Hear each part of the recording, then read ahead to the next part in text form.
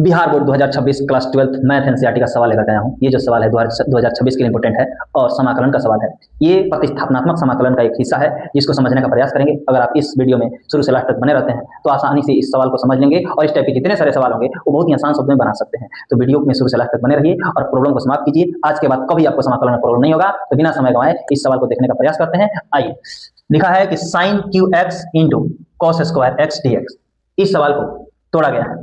कैसे तोड़ा गया है? तो साइन क्यू को दो हिस्सा में बांटा गया है। एक हिस्सा लिखा गया है sine square x into cos square x, ये कॉस स्क्वायर एक्स, और क्यू था तो इसका एक साइन इधर लिखा गया है।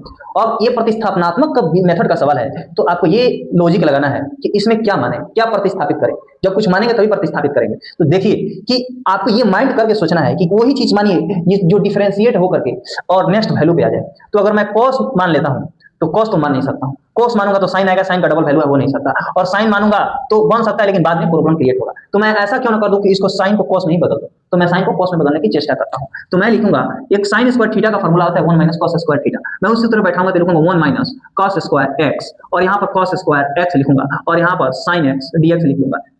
तो अब आप ये देखिए कि ये जो सवाल है, इस सवाल में यहाँ पे कॉस आ गया, यहाँ पे कॉस आ गया, यहाँ पे साइन है, यानी कि मैं कॉस को अगर यदि मान लेता हूं तो इसको मैं डिफरेंशिएट करके साइन ला सकता हूं। तो मैं लिखूंगा माना cos x equal to T.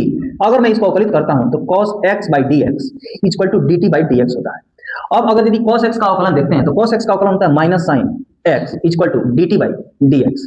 अब यहाँ पे माइनस साइन x को डी एक्स मल्टीप्लाई करेंगे तो होगा sine x d x equal to d t. इसको मानते हैं समीकरण एक और लिखते हैं पुनः प्रश्न से। पुनः प्रश्न से, तो पुनः प्रश्न से कहने का मतलब है फिर से प्रश्न पे पहुंचते हैं। तो अपना प्रश्न क्या था? अपना प्रश्न को चेंज किया गया था cos स्क्वायर एक्स, यहाँ पे फिर से cos स्क्वायर x और यहाँ पे sin x dx। तो देखते हैं जो चीज मैंने माना है उसको यहाँ पे प्रतिस्थापित करना है आपको। तो सबसे तो पहले ना आप ये देखिए कि 1 का 1 रहेगा, माइनस का माइनस रहेगा। cos को मैंने माना है t, cos को क्या मैंने माना है? t माना है। तो cos की जगह पर t लिखेंगे, इसका स्क्वायर है तो हम स्क्वायर देकर के ब्रैकेट को बंद करेंगे।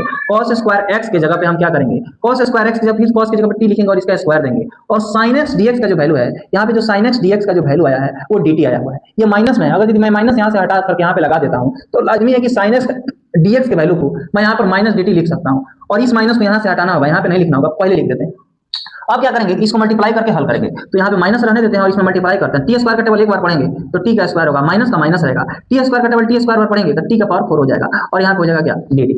अब इसको अलग अलग आप सॉल्व करेंगे, अलग अलग तोड़ करके बनाएंगे। तो यहाँ पे माइनस लिखेंगे, क्या आपको लिखना होगा? माइनस टी स्क्वायर dt, और इस माइनस अगर इस माइनस में मल्टीप्लाई करें तो यह आएगा प्लस में, और यहाँ पे टी का पावर 4 dt, टी का पावर 4 और यहाँ पे होगा dt। टी स्क्वायर का एक सूत्र होता है समाकलन, अगर यदि x का पावर n हो, कोई ऐसा समाकलन का वैल्यू हो जो x का पावर n का रूप का हो, तो उसका सूत्र जो होता है वो होता है घात में एक जोड़ने का, x का power n plus 1 by n plus 1।